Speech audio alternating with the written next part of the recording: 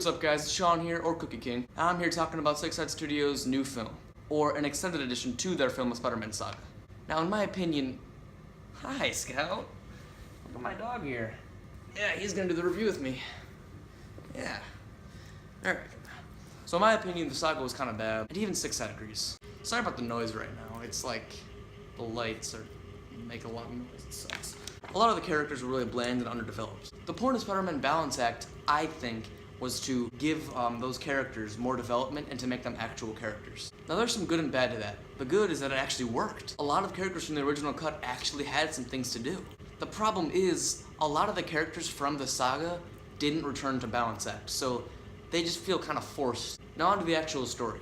The story of the Spider-Man saga was about Peter trying to find his Uncle Killer, which turned out to be Kingpin. The story in Balance Act was kind of different.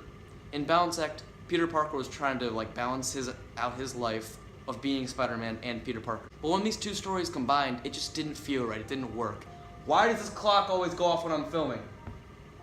Like I said before, a lot of people from the Spider-Man saga didn't return for this movie, so their additions do feel kind of forced. Especially Kingpin and Daredevil. Daredevil feels so out of place in the story, they should have just cut him out, to be honest. The way they took them, the directions that they took for the characters in the Spider-Man saga just doesn't work for this new story. At least, that's my opinion.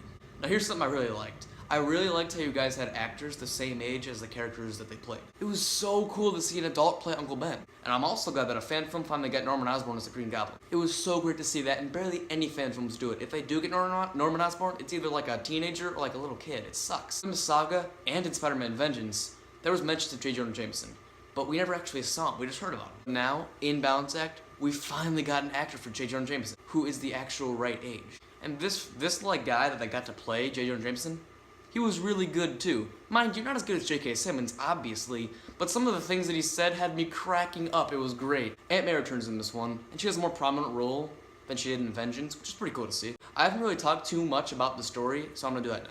Peter having to balance the life of being Spider-Man and Peter Parker at the same time was actually done pretty well. It's all classic Peter Parker stuff, you know, like being late to school, blowing off his friends and family, not getting his assignments turned in, you know, all the bullies. We've all seen it before, but it was done really well, so that makes it kind of different.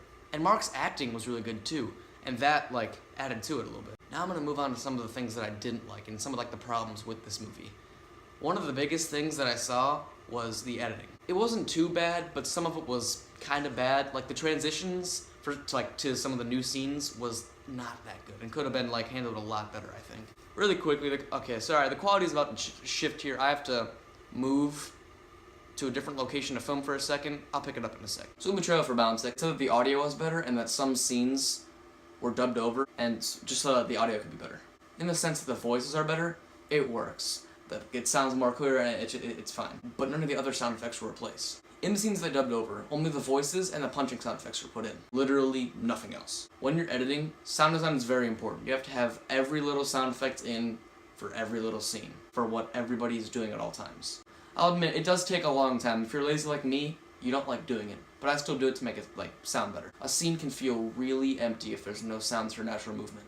Footsteps, if someone's picking up something, sounds of cars, nothing's there. And it's all voices. So that's really about it. A good replacement of the saga, good development for characters, good acting, good-ish story, but bad editing. I'm gonna give Spider-Man Balance Act an 8 out of 10. Of course, in fan film standards. It was really good. I cannot wait to see more from Six Side Studios. Have a good day, guys. Make sure to like, subscribe, and comment what movies you want Peter to review next. See you guys.